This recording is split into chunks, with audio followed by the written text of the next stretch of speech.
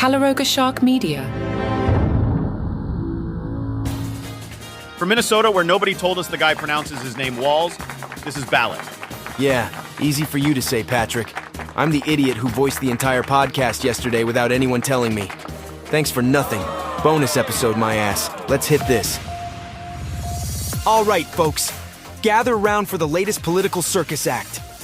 In this corner, we've got Kamala Harris, who just picked Minnesota Governor Tim the Waltz as her running mate. You know Waltz.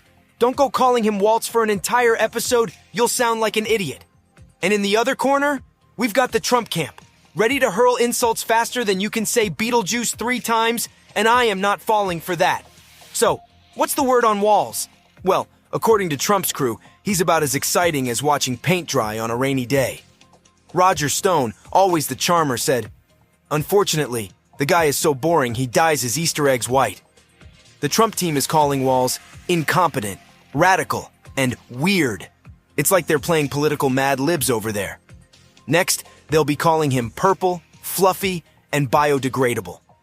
Waltz, not one to be outdone in the name-calling department, fired back by labeling Trump and his VP pick J.D. Vance as weird. Oh, snap. We've got a weird off, folks. Who will out-weird whom? Stay tuned.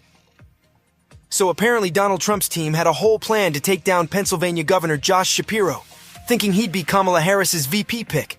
Cue up Nelson from The Simpsons. He's the kid that points at you and says, "Ha ha."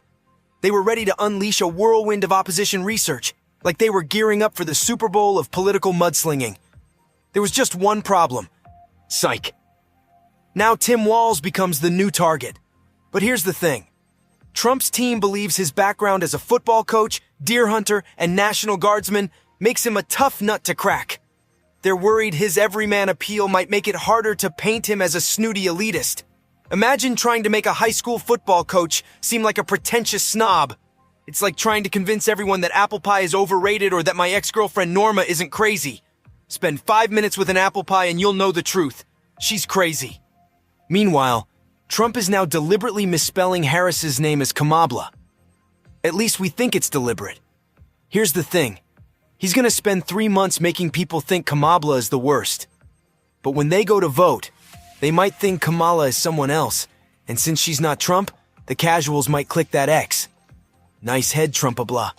Hey, at least he didn't call her VP Waltz for an entire episode like an idiot while 3 producers stared at him.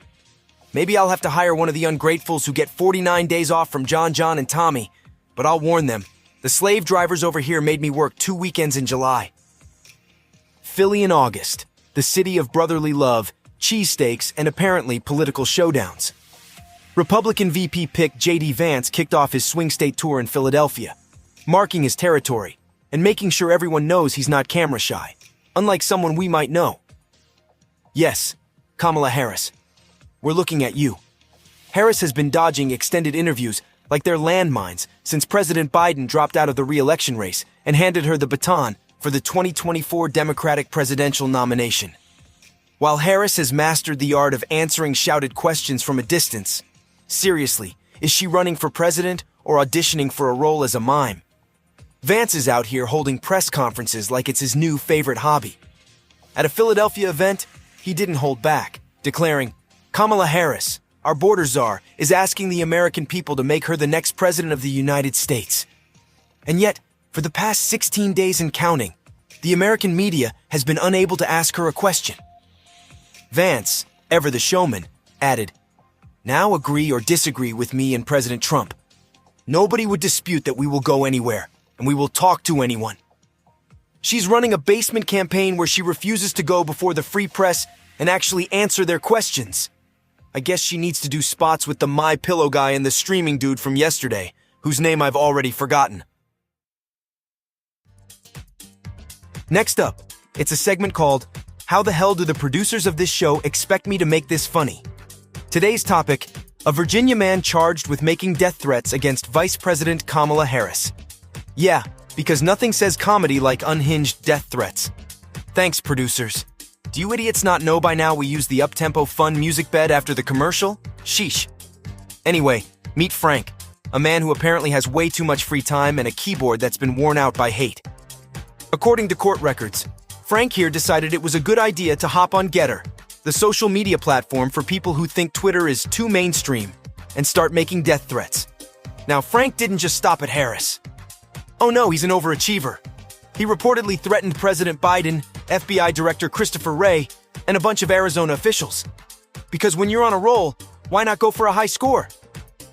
The FBI, showing that they don't just catch bad guys in movies, subpoenaed Getter and found a whopping 4,359 posts from this guy.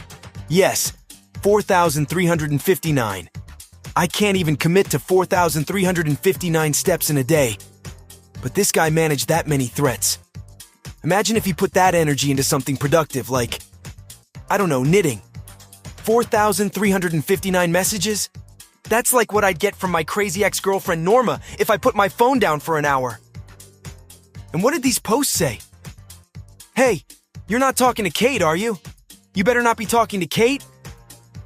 Pat said he saw you talking to Kate. Why aren't you texting me back? Hello? Are you with Kate? Oh, you wanted to know what the suspect's threats said. Sorry, I get easily distracted. In one particularly colorful rant, Frank reportedly threatened to cut out Harris's eyes, calling her a bitch and wishing her a slow, agonizing death. Now, I'm no expert, but I'm pretty sure that's not how you win friends and influence people. And it's definitely a way to get a visit from some guys from the DC office. Meanwhile, we have a story straight out of a bad spy thriller.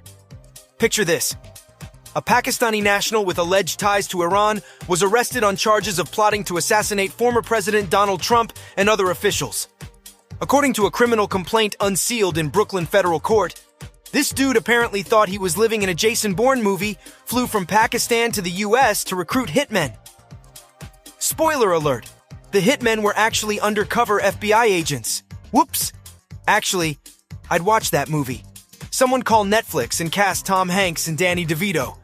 The mastermind's grand plan involved paying these supposed hitmen $5,000 up front, which is laughably low. Seriously, who are these hitmen? Bargain bin assassins are us.